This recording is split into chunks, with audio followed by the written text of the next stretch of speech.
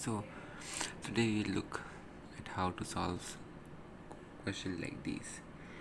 So here the problem arises that the angle is greater than the domain of sine inverse, right?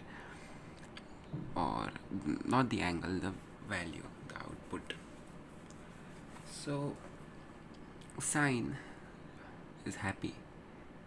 Sine inverse is happy with angles from pi by minus pi by 2 to pi by 2, right? It gives output in this range, and basically on the graph it looks like this. In quadrant 1 and quadrant 4 I want my outputs. Let's look at 10.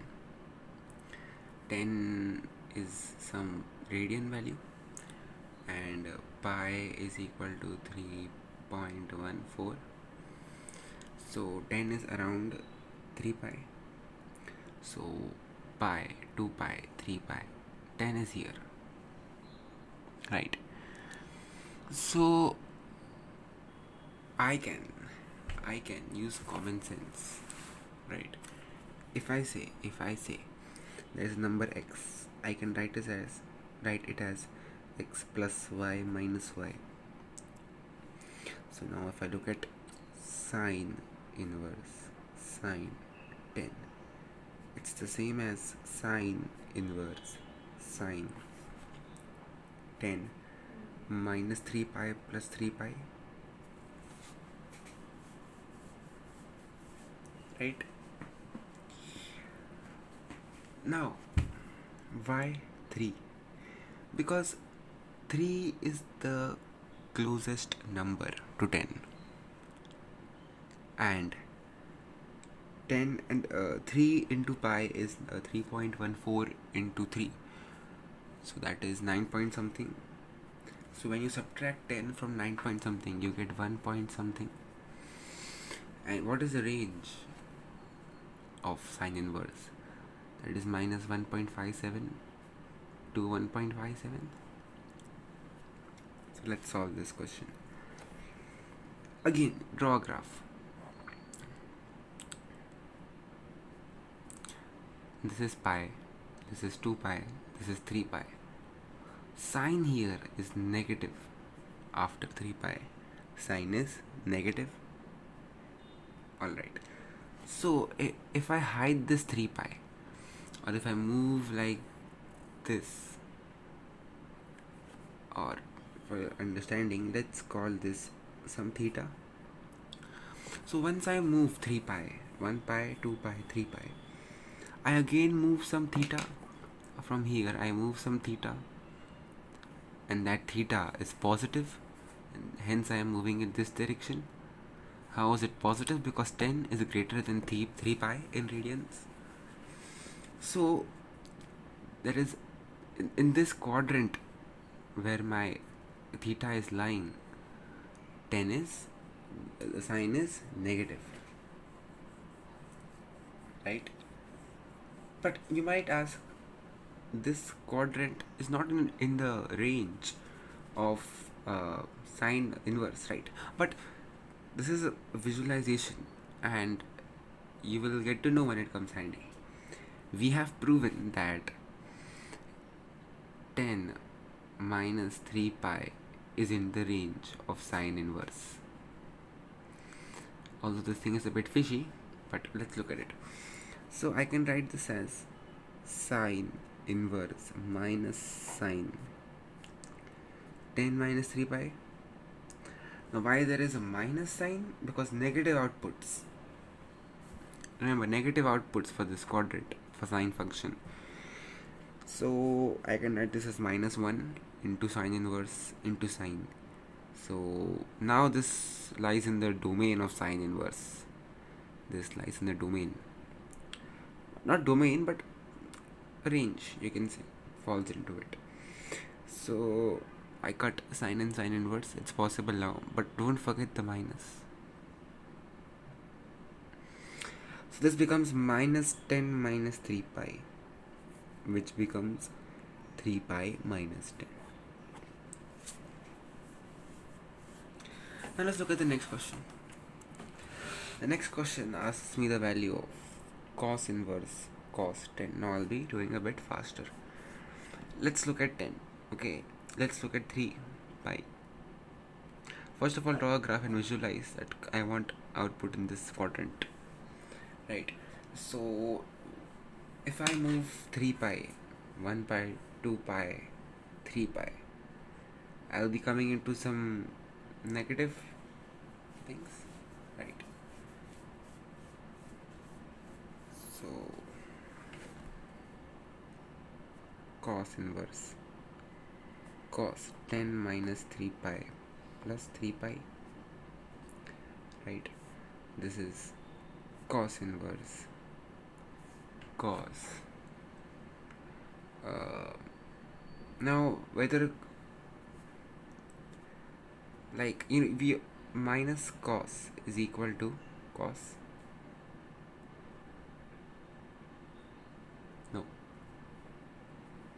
so don't forget to put the minus sign here. There should be a minus sign here.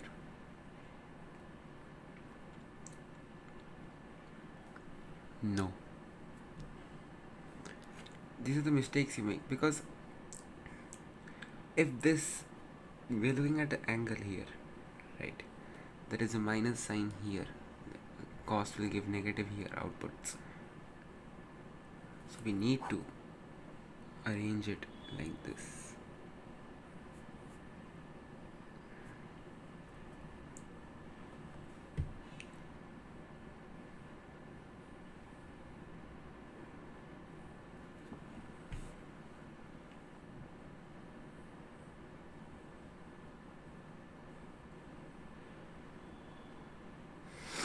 Okay, so cos can eat the minus. Cos inverse cos 10 minus 3 pi. The answer is 10 minus 3 pi. Great. This is the wrong answer. This is the wrong answer.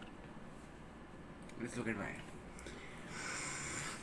So let's look at the mistakes I made, which you can make. I told you to cut this minus, right? But that's not what we do here. Because actually, when the cos gives a negative output here at an angle, this minus sign should be here.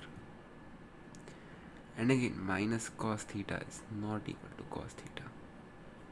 Cos minus theta is equal to theta. Cos theta. So it should have been like this. Cos inverse cos 10 minus 3 pi. Cos cut. It becomes minus 10 minus 3 pi. 3 pi minus 10. That's our answer. But again, this is also wrong. Why? Because 3 pi is something 9 point something, and minus 10 is a negative output. But cos only satisfies itself with 0 and pi, or 0 2 pi. This quadrant 1, quadrant 2. So we need to look at another multiple, another pi. Let's take 4 pi. Cos inverse. Why 4 pi? Because it's closer to 10. So 10 minus 4 pi plus pi. Right? Now let's look at the behavior. Pi, 2 pi, 3 pi, 4 pi. So I can cut it out. Doesn't matter. So cos inverse cos 10 minus 4 pi. Now again, this will also give a negative output. this will also give a negative output. Because we're looking in radians. We are looking at radians. So I know that cos minus x is equal to cos x. So I'll just write minus here. Right. This becomes cos inverse cos 4 pi minus 10, and your answer is 4 pi minus 10. Let's quickly go over the next ones. Tan inverse tan minus 6, which is equal to tan 2 pi. 6 goes with 2 pi. So tan inverse minus 6 minus 2 pi plus 2 pi. Tan wants me to be from here to here. And if I hide the 2 pi, I get minus 6 minus 2 pi, and then it's not really it's like minus theta. I don't like it in that form. So I can even erase this 2 pi. Pi, 2 pi. It's just like starting from 0. So I go ahead and erase it. This becomes 2 pi minus 6. Let's cut this out. But always check roughly 2 pi minus 6 is something around 6 point something something. 6 point something something minus 6.28 minus 6. This is point something something, and the output, so the input, the domain of tan inverse is from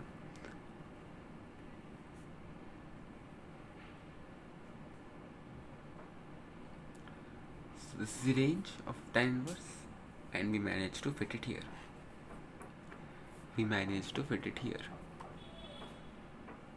Great. So the answer is 2 pi minus 6. Now, why am I concerned with the thing inside the not inverse function to be in the range of the inverse function? I think this can be really confusing.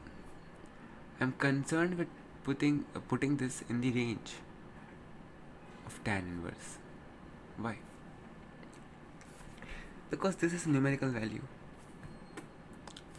and if this is the range of tan inverse, numerical values produced by angles here will be fed into tan inverse as an input,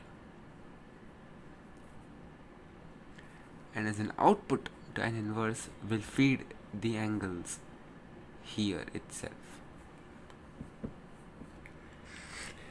Next question.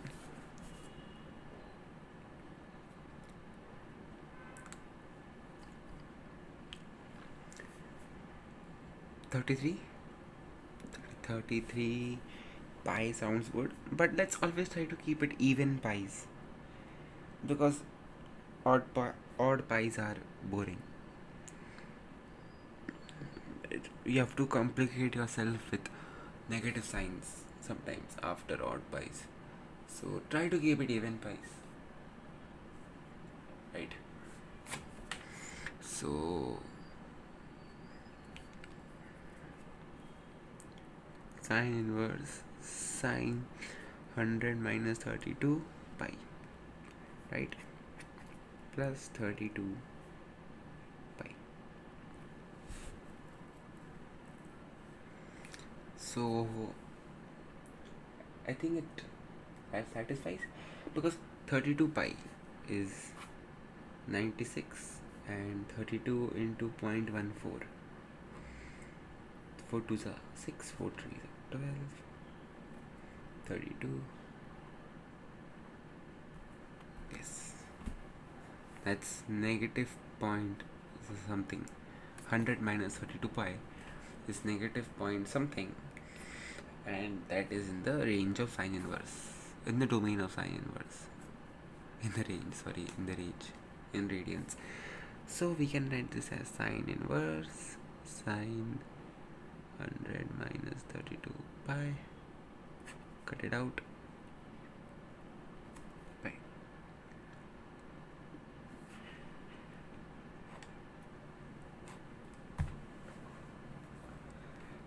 Next question, next question, next question, next question, next.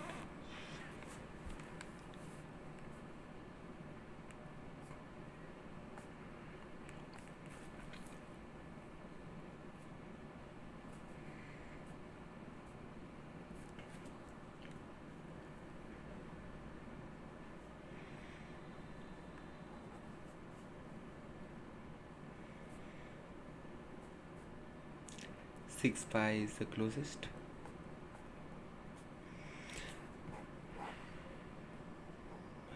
Right? Cos once output in this range. So think about it. If I remove 6 pi, I remove 6 pi, nothing changes. Pi, 2 pi, 3 pi, I start at 0 again with even pi's. What is 6 into 3.14? 6 3s are 18.14 into 6. 6 4s are 24. 6 1s are 6 2s are 6 1s are 6 2s are 8. So it's 18.84. So the difference is around 1 point something. Yes, it's 1.26. So 1.26 is smaller than or equal to 3.14 and is greater than 0. So it satisfies our cos inverse. Satisfies our cos inverse. There we go.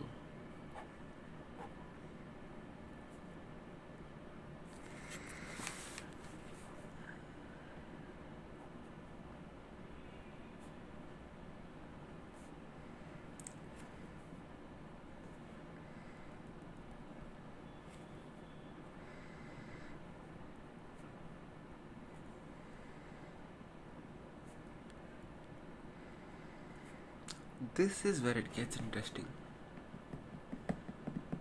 This is a pi here, and if I move pi and if I go into cot, it's positive, right? This is a good question for this level.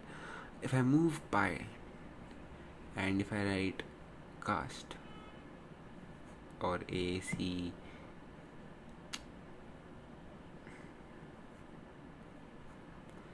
ASCT ASTC, whatever you call it. So after moving pi, this range, this cot area is actually positive. So if I even remove this pi, there's no difference, right? And 4 minus pi is 0 point something. This is not 2, this is something. Okay, I think it's 8.6. So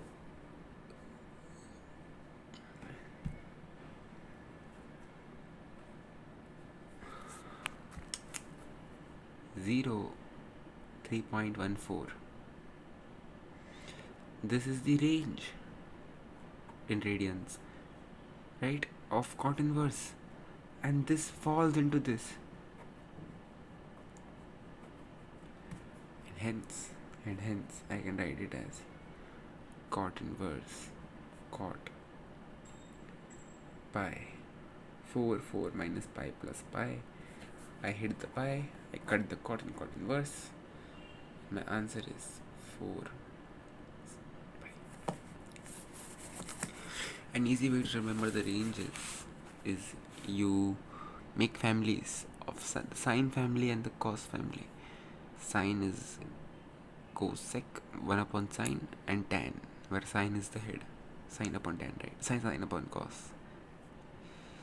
Sine upon cos. Sine is the head. For cos we have secant and cot, because cot is cos upon sine. So for all these, cos is the head here. We have minus pi by 2, 2 pi by 2, and for all these we have 0